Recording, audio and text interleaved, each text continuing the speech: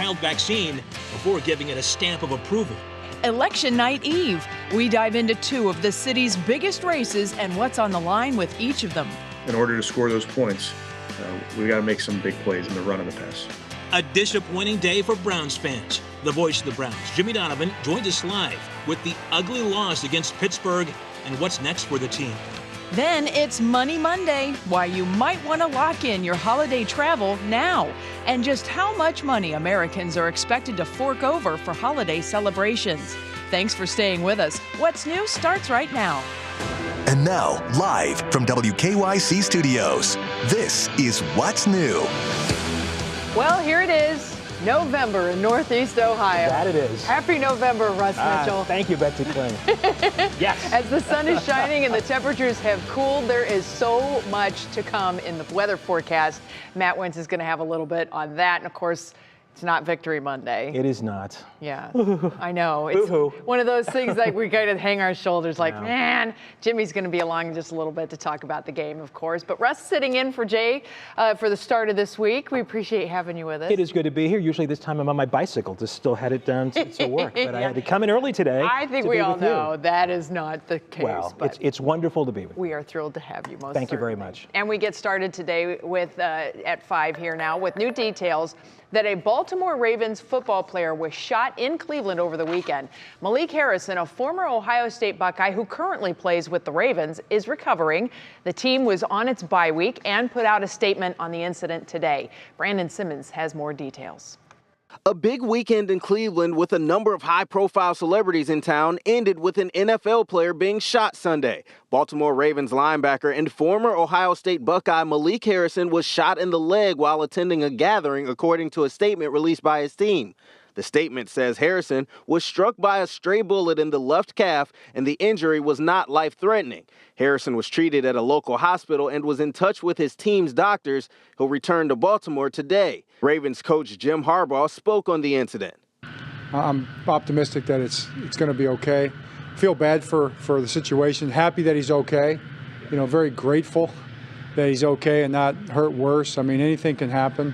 The shooting happened near East 12th Street in Rockwell, where Harrison told police everyone was kicked out of a nearby club by security after a fight broke out. Police responded to the area near East 9th Street, where they heard upwards of 20 gunshots. The Dunkin' Donuts on East 9th Street damaged. Police identified the suspect's vehicle and later caught up to it near East 9th and Chester.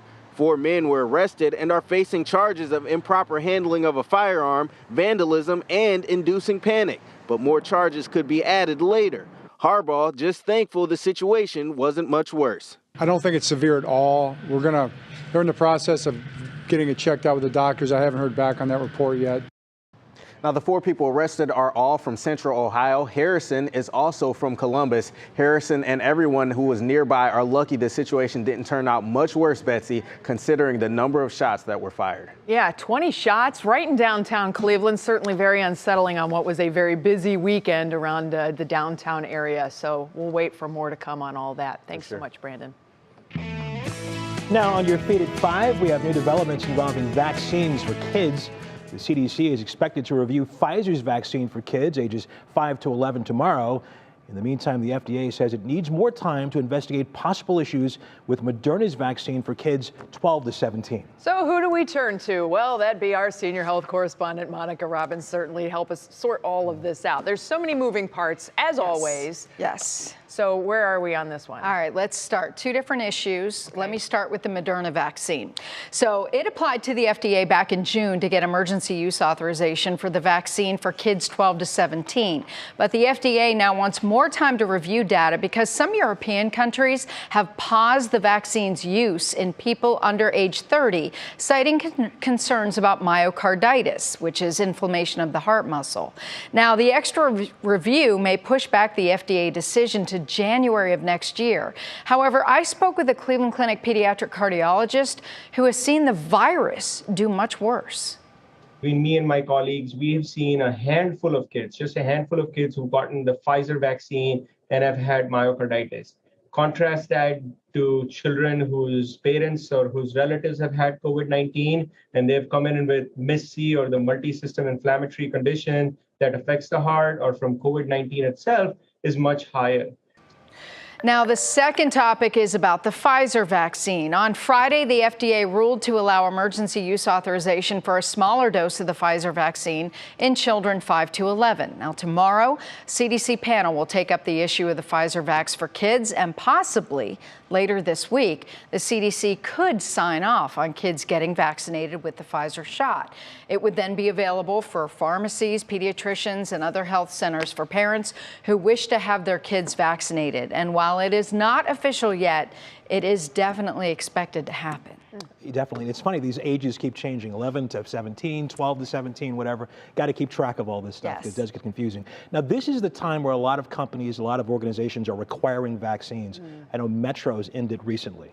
What's the vaccination rate there? Yeah, Metro actually just released data that they are 99% of their employees are now vaccinated against COVID. They mandated vaccines for employees, you'll recall, a couple of months ago. Now, Cleveland Clinic tells me they're at 80%, and universities, hospitals, has yet to share the vaccination status for their staff. They've not told us at all, but, you know, Clinic is 80%. And obviously, the clinic and UH are still waiting on guidance from the federal government about the mandate that the federal government had initially instituted. So we're just waiting to see what they do, but they're already on par. And back to the vaccines for the kids, the Pfizer vaccine will be coming out. Yeah, that's what everybody's anticipating. The CDC will likely approve the Pfizer vaccine for kids 5 to 11 this week. Okay. And, the doctor did mention the Pfizer vaccine and myocarditis in some kids. There have been studies done that both Pfizer and Moderna, there was a risk in kids, but it seems to go lower when the kids are younger. Interesting. Yeah. Wow, so fascinating. It is. All right, thank you, Monica. Sure. And by the way, don't forget this Thursday night, I know you know this already, but at 7 on our Front Row show, and online, by the way, they're having a panel of experts answer your questions about the Pfizer vaccine for kids 5 to 11. We know parents still have a lot of concerns, so feel free to text your questions to 216-344-3300. Just late this afternoon, Bedford City Schools announced they'll extend their remote learning program through November.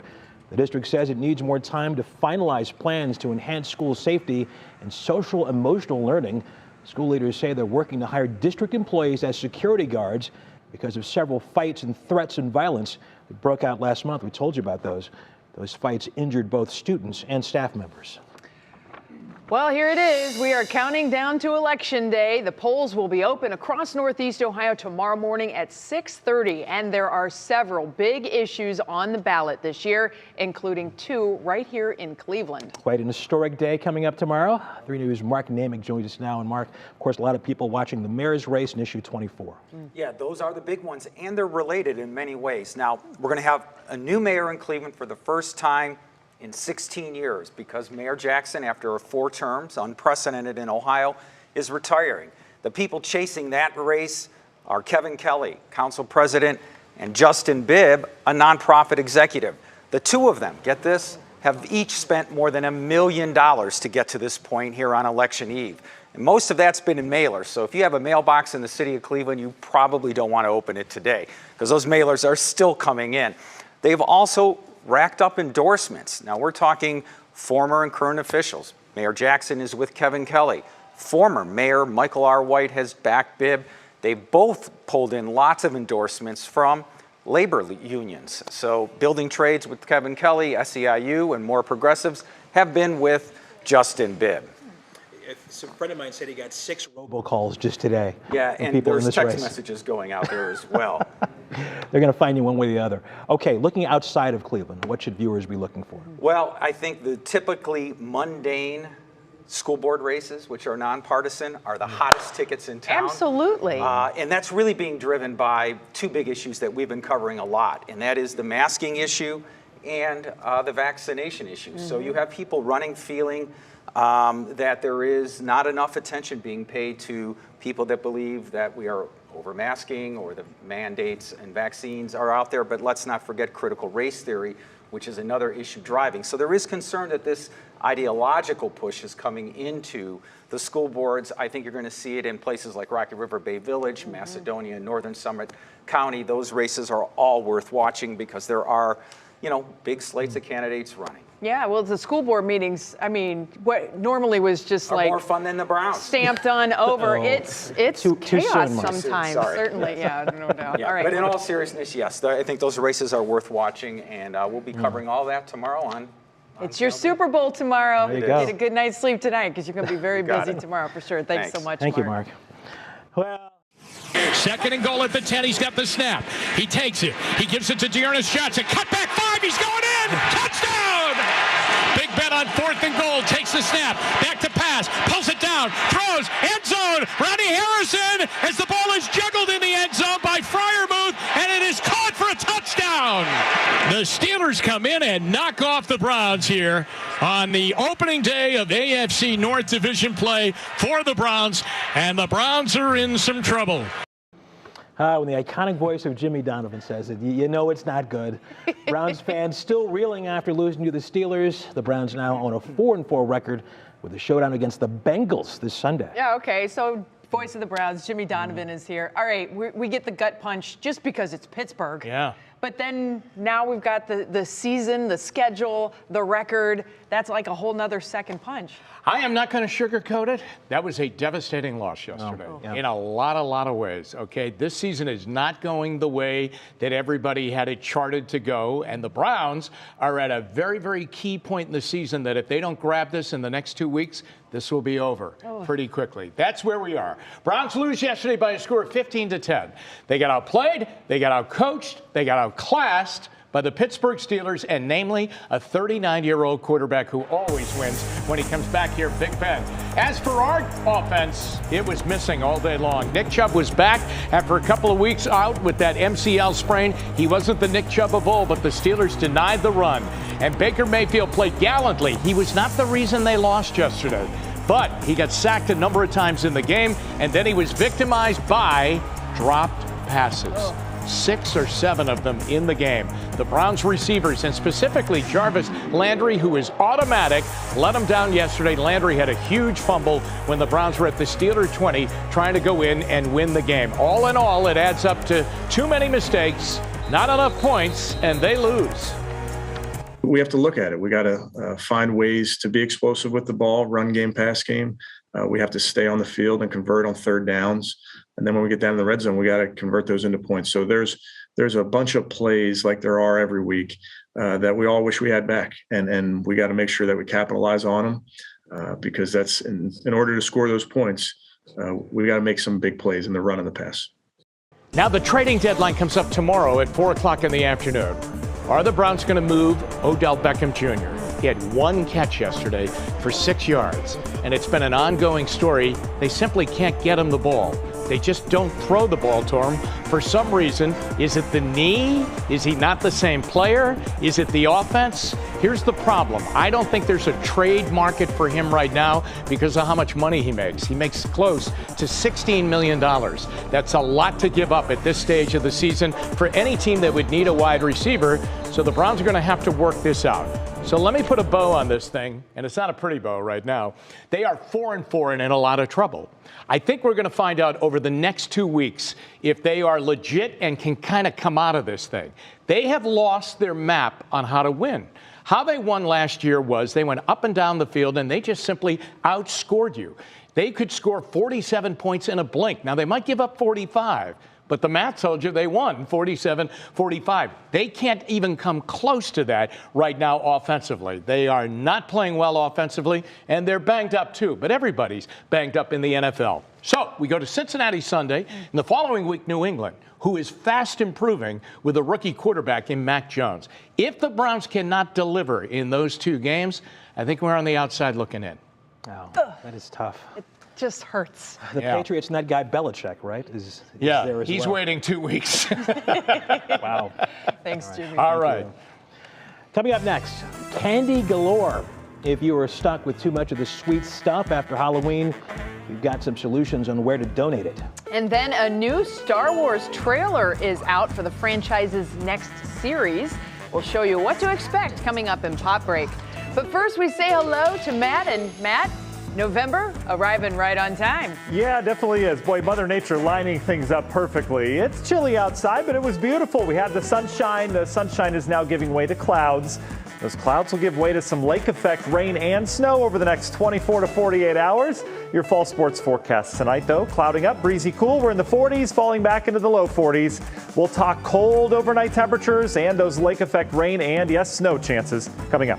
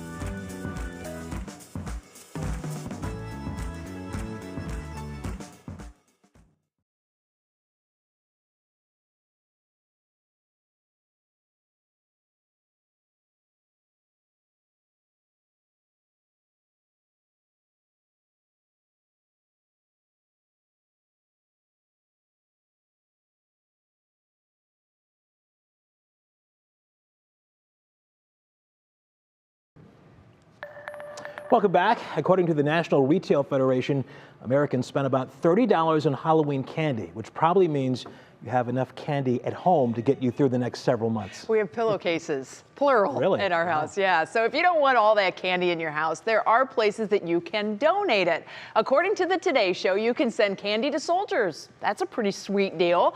An organization called Soldiers Angels allows local businesses to sign up as collection spots. You can go to their website, again, Soldiers Angels, to find which location may be near you.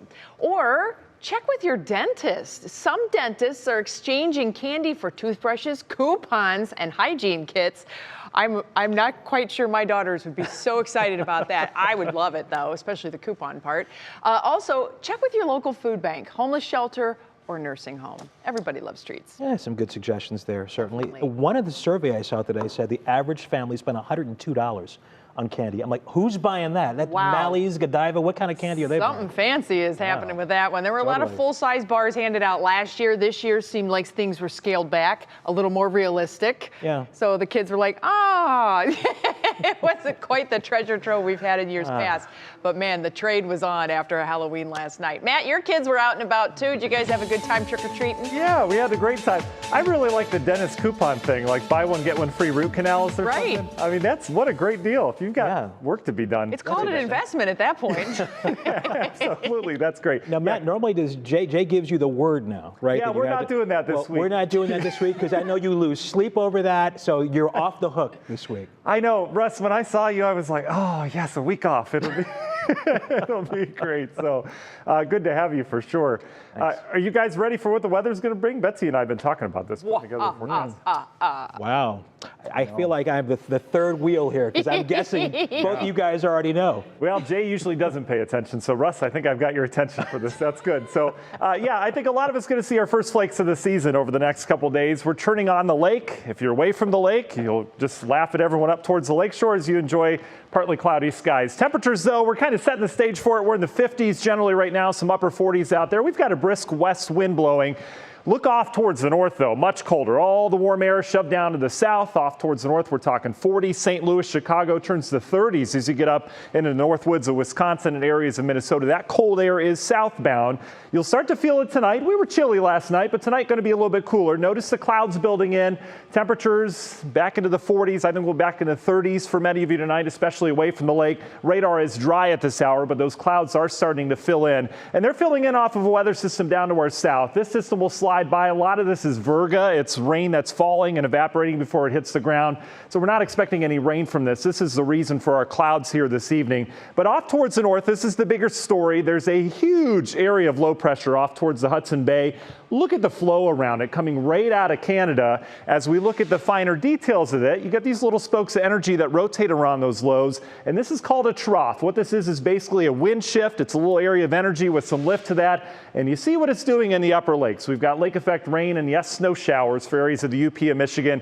That area of energy sliding our way. So quiet over the next couple hours as we go through your National Design Mart hour by hour forecast. Notice what we get tomorrow morning. A little banding setting up, some rain, perhaps some wet snow as you get inland away from our 60-degree lake water. Elsewhere, we're cold tomorrow morning. We're near freezing as you get down towards Akron, Dover, over towards the Mansfield area where you will stay partly cloudy throughout the day tomorrow. Quiet day. But here you go. We've got lake effect ongoing. It'll come and go, mainly rain during the daytime hours. We're talking perhaps some wet snow, and tomorrow night is a time to watch. In terms of snowfall forecast, yeah, we're going to get some rain out of it out east. And then as you get down towards Geauga County, out towards the higher terrain out in areas near Erie and Crawford County, we could see some accumulating snow. Look at the temperatures next couple mornings. It is going to be chilly. Union Home Mortgage 7-day forecast, 40s with rain snow mix next 3 days. We jump out of this, though, lots of sunshine warming up for a picture perfect weekend. Russ. All right. Thank you very much, Matt. Next on What's New, who some of the most popular celebrities dressed up as for Halloween as they spent the day changing their identities. Stay with us.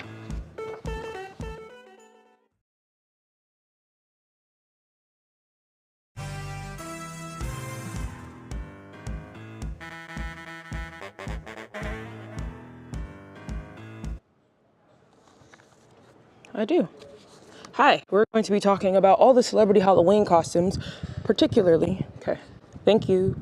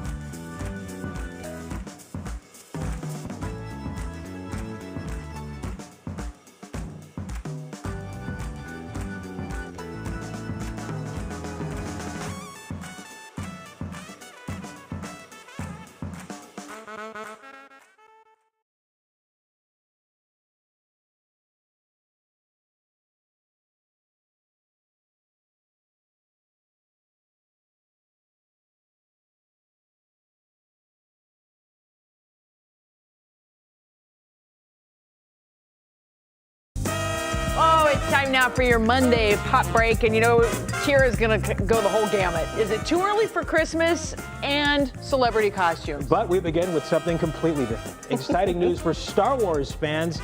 And the great Kiara Cotton is here to tell us what's new with the franchise. Hi, Kiara. That is right, Russ and Betsy. We are taking a trip to the galactic underworld. The Star Wars franchise has officially released the trailer for its next series, The Book of Boba Fett. The action-packed series begins with the infamous bounty hunter taking over the throne of Jabba Hutt and tells the story as he navigates the underworld of Tatooine.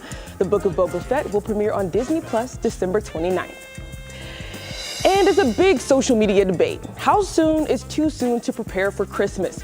Well, if you ask the Queen of Christmas, also known as Mariah Carey, the time is now. In a video posted to social media last night, Carey is dressed in a sequin Santa suit carrying a candy cane striped bat that she uses to smash pumpkins that read, "It's not time."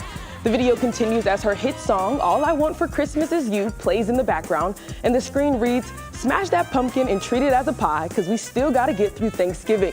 The video also teases that Mariah has something in store for us on November 5th. And spooky season is now over, but stars went out with a bang. Lizzo took on Grogu as Baby Yoda. Harry Styles isn't in Kansas anymore with his interpretation of Dorothy from The Wizard of Oz. Sarah Michelle Gellar and Freddie Prinze Jr. gave us some Dirty Dancing with a Baby and Johnny recreation. Sierra tackled not one, but two costumes, channeling TLC and Selena, both costumes coming complete with choreography. Chrissy Teigen and John Legend with the family route with their take on the Addams Family. And my celebrity costume favorite was rapper G Herbo and his son Essex, who were Dr. Evil and Mini-Me. It was super cute, guys. And last but certainly not least, we couldn't forget our What's New celebrities. Our very own Betsy Kling was a Subway sandwich artist. Right. And our special guest, Russ Mitchell, hit us with a throwback from 2008 when he dressed up as Wolverine. Well played, Russ Mitchell. I know, it looked like a combination of Elvis and Abe Lincoln. I like, sure. Is that mutton chops? Is that what that is? And that's Harry Smith on the far right, dressed as Julia Child. Well, happy belated Halloween, friends. Oh my God. That's my treat to you guys. Great. I'll add this to the 2 pillowcases of candy that we You'll need that toothbrush kit. You know? Jeez. Get the coupon. All right. Yeah, I'm Thank calling you the so dentist much. for that coupon. Yeah. Right, certainly. Thanks, Kiara. Sure thing.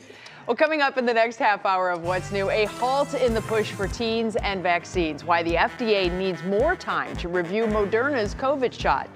And Christmas decoration debates, how one local police department is poking fun at those who want to deck the halls before even stuffing the turkey.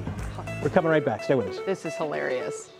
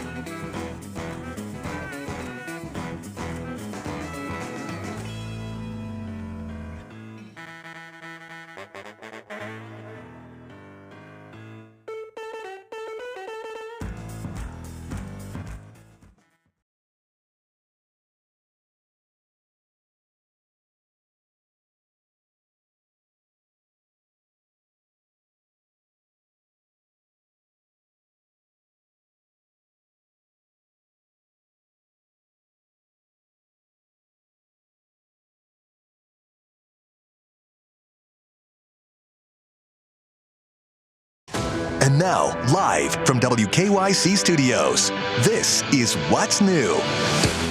We begin now at 5:30 with 3 things you need to know. Baltimore Ravens announced today that their linebacker, Malik Harrison, was shot in Cleveland yesterday.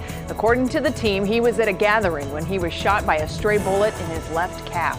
He is expected to be okay, and he's been in touch with his team doctors. Harris is from Columbus and played for Ohio State, you may remember. This is his 2nd season with the Ravens now. Police have identified the suspect's vehicle. They later caught up with it near East 9th and Chester. 4 men were arrested and are facing charges of improper handling of a firearm, vandalism, and inducing panic.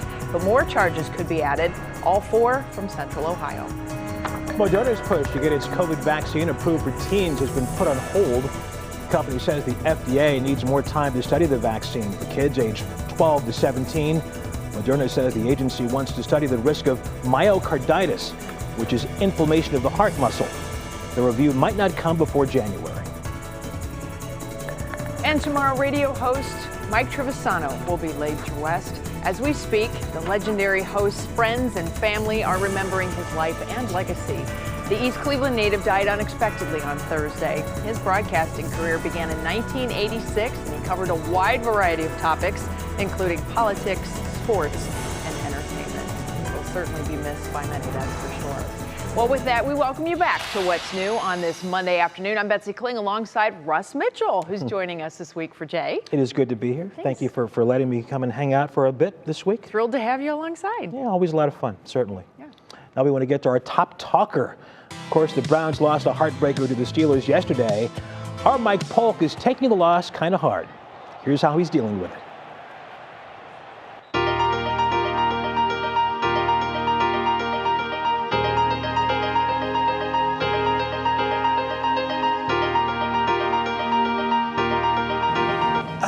Hey Browns, how's it going? Mike Polk here, longtime fan. You might remember me. Sometimes when you'd really disappoint me back in the day, I'd come down here and yell at you for a while. You are a factory of sadness! I'm not saying that it was the most mature approach, but let's face it, you did deserve to be yelled at. And yelling at you helped me blow off some steam. I even came down here and yelled at you during the Perfect Season Parade, the time we went 0-16. When do we want? Watchable football! When do we want it? Now! The point is, I've done a lot of yelling down here, and I'm tired. And I don't want to yell anymore, and I don't want to be mad. I'm sick of it. And that's what made yesterday so frustrating, you know? Ugly, soul-crushing games like that one bring out all of the old Browns trauma that I hope that we were done with for a while. Especially when it looks so familiar, what with the missed opportunities and drop passes and bad penalties at the wrong time, and Roethlisberger slowly picking us apart, just smiling on the bench with that smug look because he just knows we're gonna blow it. But I'm not gonna yell. But now that I'm thinking about it, despite my current calm demeanor, I actually have far more reason to be upset with the Browns now than I did back in 2011. After all, this is a legitimate football team now, brimming with real talent at nearly every position. The same cannot be said for the 2011 Browns. Our starting quarterback was the quiet cowboy Colt McCoy, and he was throwing to superstars like Muhammad Massaquoi, Jordan Norwood, and Dan Gronkowski. That's right, not Rob Gronkowski, his brother Dan. It won't surprise you to learn that we lost both times we played the Steelers back in 2011. And who was their quarterback in both of those games? You guessed it, this eternal monster. That was a decade ago, and he's still doing this. But I'm fine. And that's what makes this season thus far so uniquely frustrating, because we do have talent now.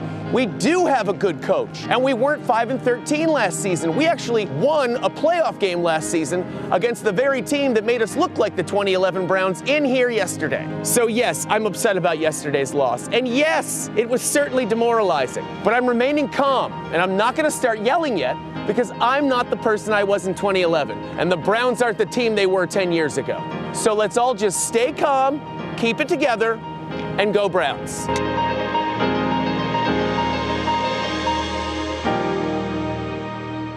We've come a long way, me and that building. Yeah, it was. It felt good. I had to get that off my chest. But you see how 10 years ago, I was absolutely screaming at the Browns. Literally. And I said, I don't feel that rage anymore. And Russ suggested it might be because I'm maturing.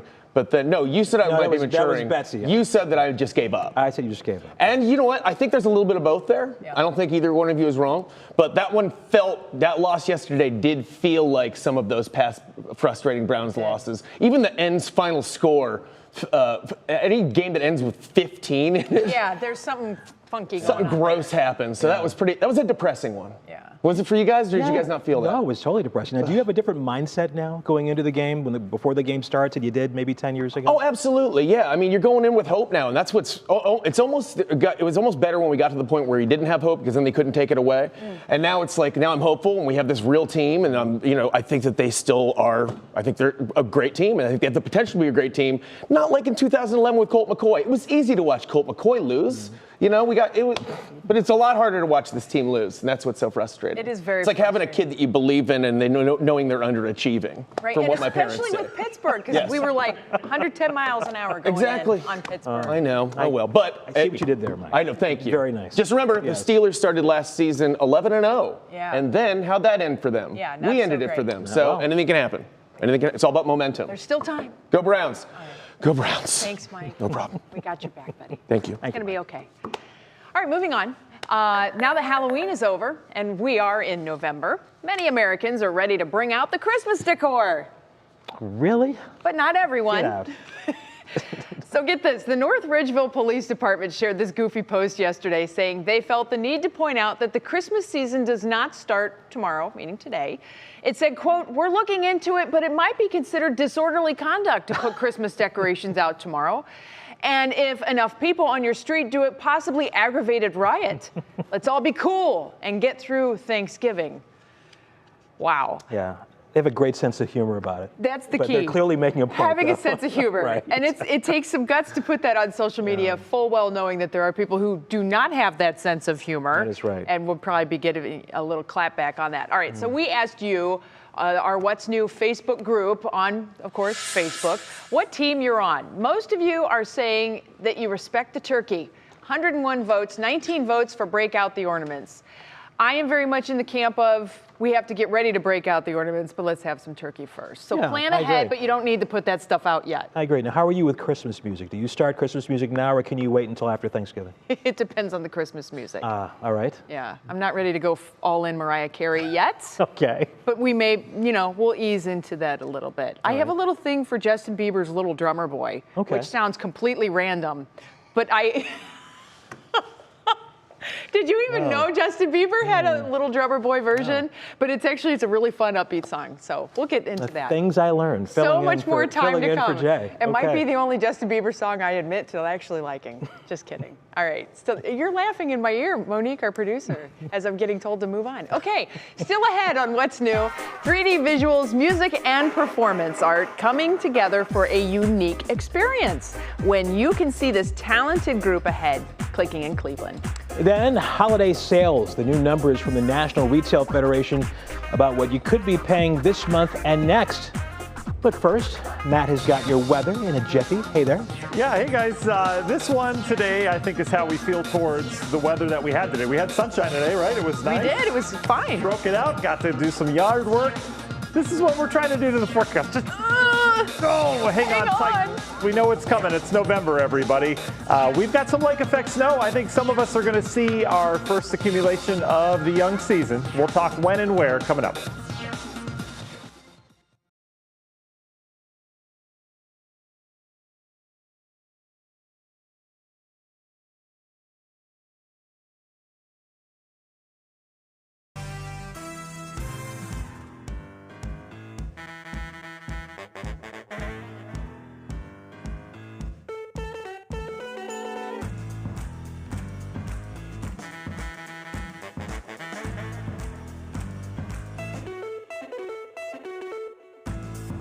It was. And I haven't ran in like a year and a half. Hello. Hi, Dan. If this is what, of course you want me to talk to you. Why else would you be talking in my ear? And what is clicking in Cleveland today is the 3D performance. Okay. It is on my collar. Is that any better? I moved it a little bit and I'm talking. Okay. Yep.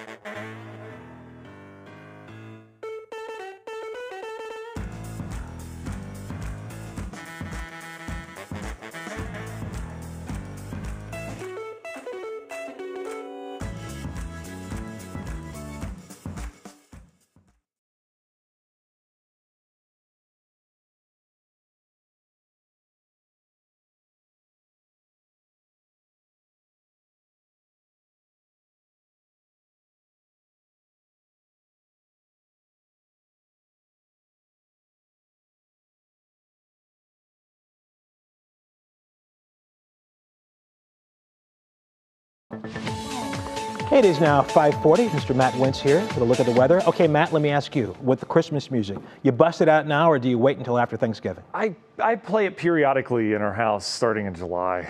What? Okay. My wife comes downstairs. She's like, "What are you doing to the kids?" It's just it's instrumental. It takes you back, you know. Yeah? Yeah. Christmas in July, they say. Well, sometimes. Right. So anyway, if people come over, Russ, if you stop by, I'll turn it off. It's like nothing even happened. No worries. You can crank it up, my friend. Yeah, and they also have the Hallmark Christmas movies then too, so kind of goes hand in hand. Anyway, that's another story for another day. But it's going to feel a little bit more like the holidays around here, especially this week. I want to start with just saying it's going to be cold this week, especially at night, right? You get away from the lake water temperatures still running in the 60s. You get away from the lake, we're going to chill down pretty quickly. In fact, these are the lows in Cleveland over the next couple mornings. So mid-30s tomorrow morning. We're in the low 30s Wednesday and Thursday morning. Look at the cold spot Friday, Saturday.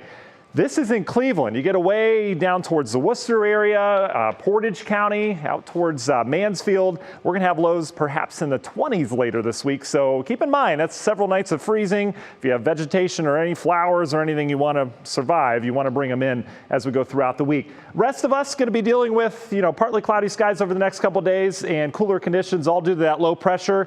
But we're going to have to keep our eye on our lake effect as that will get going. You can see a little system down to the south spreading some clouds through here this evening. But there's a trough off towards the north. This is basically a wind shift, and you can see what it's done to the lakes. Not a lot going on in Lake Michigan, Lake Huron right now, but you get off towards the north. We've got some unorganized banding taking place of some rain and wet snow, and that is going to be heading our way to primarily our snowbelt locations east of Cleveland the next couple of days. It all starts tonight, though. We've got clouds building in. Nothing expected in the Cleveland area tonight. We'll be back into the 40s, 30s elsewhere. But the bigger picture tells a decent story of some lake effect developing. National Design Martin hour by our forecast. This is tomorrow morning. Notice the 30s as you get inland. Here's our banding setting up. Primarily rain tonight out east. Could see some wet flakes mixing in. As we go throughout the day tomorrow, that band will kind of wobble back and forth. Primarily rain again tomorrow during the daytime. We'll be up into the mid-40s, so that supports mainly rain. You can see we've got partly cloudy skies elsewhere. We're making it only in the mid-40s tomorrow. It will be blustery as well. Keep that in mind. It's tomorrow night that we get really that trough to switch through. I think that's when our most organized band in terms of lake effect will take shape, and you can see the model indicating perhaps it comes inland a little bit. So during those overnight hours, Tuesday night and a Wednesday, could see some wet snow for a period of time, and it could put down some accumulation, especially Geauga County, some of the higher terrain out towards Ashtabula counties, get out towards Erie as well. Temperatures in the upper 20s as you get inland with clear skies. You get up towards the snow belt. We'll likely still have some rain and snow ongoing. Wednesday it continues. Rain and snow mix out towards the east. And eventually that will come to an end as we get into Thursday. But this is one model's taken how much snow we're expecting. This is a wet snow. But don't be surprised, especially Geauga County, if you wake up. This is primarily Wednesday morning with perhaps a slushy coating, maybe a couple inches out there, perhaps some slush elsewhere. Most of that will go away during the daytime hours with highs in the 40s. Bigger picture, where do we go from here? Pretty quiet weather pattern. You can see this trough kicking off the lakes over the next 3 days. System slides down to the south, and then we talk high pressure taking up residence through the weekend.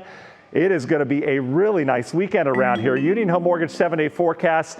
There's your rain, snow. Next 3 days, we turn to sunshine on Friday. Warming temperatures next weekend looks great at this point. We're back into the 50s and maybe even 60s next week. Betsy? Hang on for the ride, everybody. Yep, Russ, you I look a lot different now when I'm at 5:30. What is this, 5:44? I look just like Betsy, apparently. You look great. Says You Betsy. sound like Russ. Well, I'm working to sound like Betsy. We're a day late on our Halloween costumes. Something like that. It's okay. All right, man. Thank you. All right, it is time now to see what's clicking in Cleveland. For that, we bring in our digital anchor, Stephanie Haney. Hi there, Stephanie. Happy Monday to you. Hi, Betsy. Happy Monday to you. You know a little something about this, the Rock and Roll Hall of Fame inductees. Well, one of them just has not had enough of Cleveland. The musical group Kraftwerk is coming back, bringing its 3D summer concert tour to Playhouse Square on May 29th. What you see here is them doing their thing in Helsinki in 2018. Now, they've been doing these 3D shows around the world for the last 10 years, bringing together music, 3D visuals, and performance art. Tickets go on sale to the Cleveland show this Friday, November 5th. Today, we get to see the first look at Nike's new City Edition jerseys for the Cleveland Cavaliers. The new style for the NBA's 75th anniversary season is inspired by the Cavs' first uniform from 1970. in wine and gold with a checkered border. On the jersey, we see that Cavs' first ever logo. The font for the number is more like what we saw in the late 1990s. And the best part about it is the bottom left tag of the jersey. It's got 3 white dots and 3 gold dots. If you look very closely, the order makes it obvious that it is a nod to Cleveland's incredible comeback over the Golden State Warriors to win the 2016 NBA Finals. I love the subtlety. The 2016 printed under the tag there. Now, this is wild. This is the kind of story that's usually a hoax, but you very rarely ever see this actually happen. Police in Fostoria near Toledo say a child found a sewing needle in 2 pieces of candy that they got while trick-or-treating on Saturday. You can see it right there, popping out of this Kit Kat bar. Again, police say candy tampering is extremely rare, but we are looking at one of these very rare instances that happened this weekend, not too far from here, Russ and Betsy. And for the utmost caution on this, the local hospital, they're putting their portable x-ray machine outside so that people can scan their candy. But again, super rare. They think 2 pieces. It's wild. I can't believe that this happened. What's the matter with people? It's disgusting. It really is. It is. It's crazy. I'm glad it's rare now. I mean, years ago, it was more common. And the x-ray machines would come out, but that's ridiculous. Who would do something like that? It is pretty shady. It is rare. They don't want people to be scared, though. Again, we did do a verify on this. It is very rare, but this happened, so we had to tell you about it. So maybe now's the time to go through the pillowcases and check everything, just to be sure for certain. And I do have to say about the Rock Hall induction ceremony, one of the coolest things of the night was the fact that they threaded together rap, rock, and electronica. And I had no idea what an impression Kraftwerk made on the rap scene and the hip hop scene with all the electronic injections. It was really awesome to see that coming together. And I think they really solidified that message this year. Oh yeah, they put on a great show. They've been doing it for 50 years, so amazing. They know what they're doing. And it's appropriate. The producer is telling us to rap. Yes. So I think she means something else. Oh, okay. I was just going to start. That's fine. I won't. Freestyle. Go, Steph. And I'm going to go. Okay. She means shut up, I believe. Right? All right, it is time for our Worth the Watch. And this little raccoon found himself a home. Not a fan of the visitors who came knocking, however. You'll see it in just a second. This is a really good. We're gonna. Oh. Hey. Hello. How's it going? All right, so obviously this little guy was in the trash can. They knocked, pops his little head out. Nope, I'm going back in. So this is the time of year they are out and about. They're getting ready for winter too. Yeah, but they're ornery little creatures. And they can be mean, so I definitely would not get too close to that thing. Oh, yikes. not at all. Oh my goodness. All right, stay there. Those little beady eyes. Get the creeps. All right. Coming up, fewer flights for holiday travel, how some airlines are already reducing their trips, what AAA recommends to do, aside from, of course, booking early. And singing in the spotlight. A local teacher doesn't only have skills in the classroom, but how about on the football field too? We'll be right back.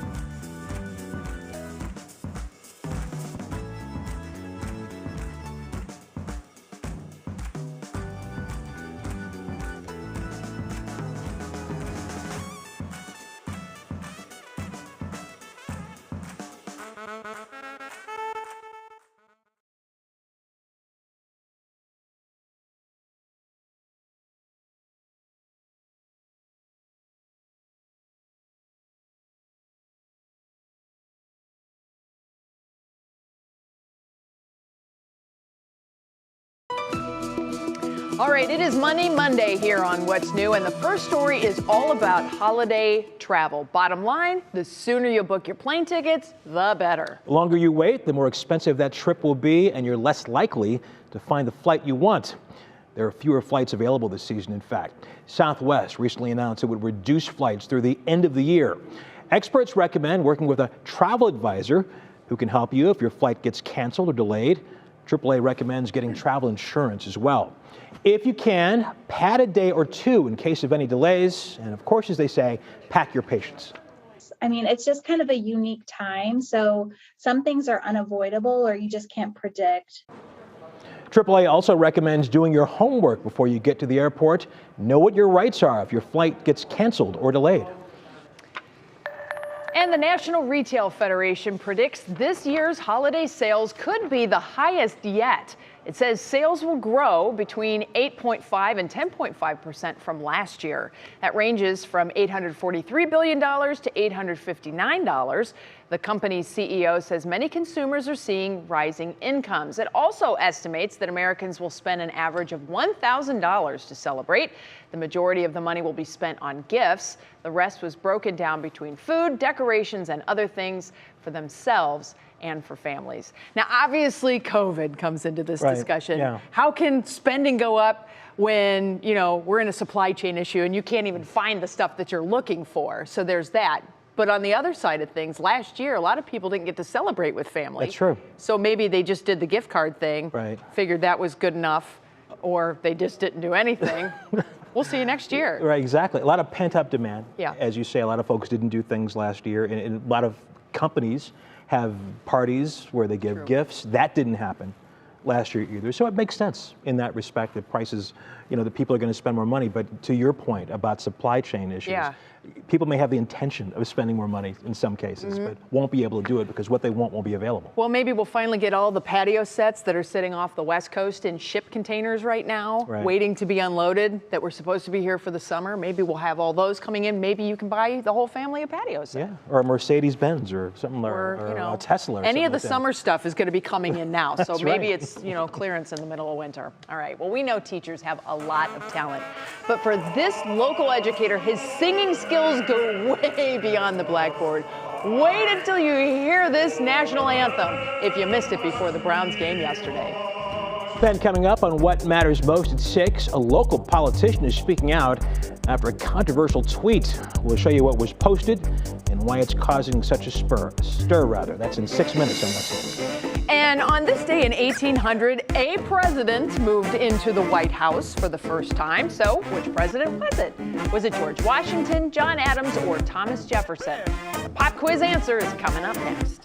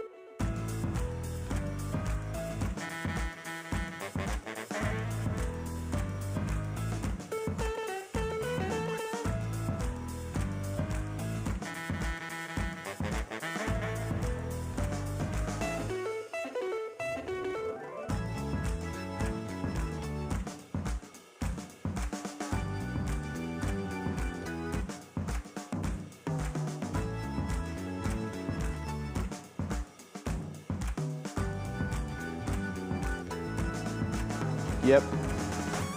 Cool, thanks, buddy.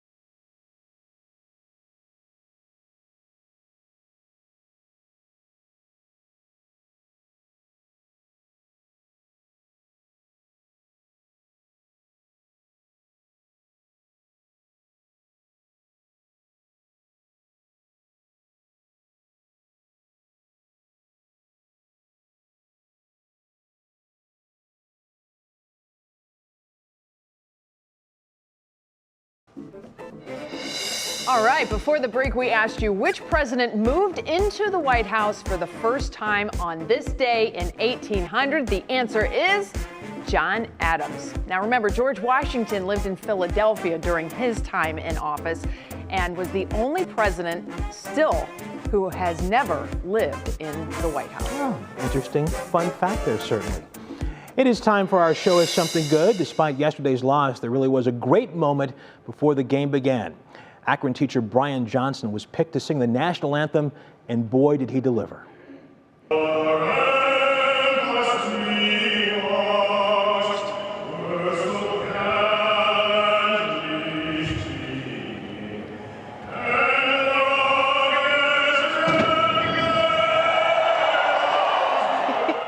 Man, he sounds fantastic. Woo. Johnson has been with Akron schools for 32 years and is a professional opera singer as well. Not hard to believe there. He sounds amazing. I wonder if some of the kids were at the game and they knew him and they went, huh? What? What? What's he doing there? Yeah. Oh, that's boy. Awesome. Or some of the parents even. That's even cool, too. That's right. A whole new respect for him by his kids, I'm sure. Well, thank you for helping me out today. You're back in the seat tomorrow. Very excited about that. And thank you all for staying with us and watching What's New. I am back for What Matters Most, which starts right now. Now at 6, NFL player shot. A standout for the Baltimore Ravens is wounded over the weekend when gunfire breaks out in downtown Cleveland. Brandon Simmons has the latest on the investigation. Also, down but not out. The bruised and battered Browns regroup after that big loss to the Steelers. Jimmy Donovan is here with what the team needs to do to turn it around.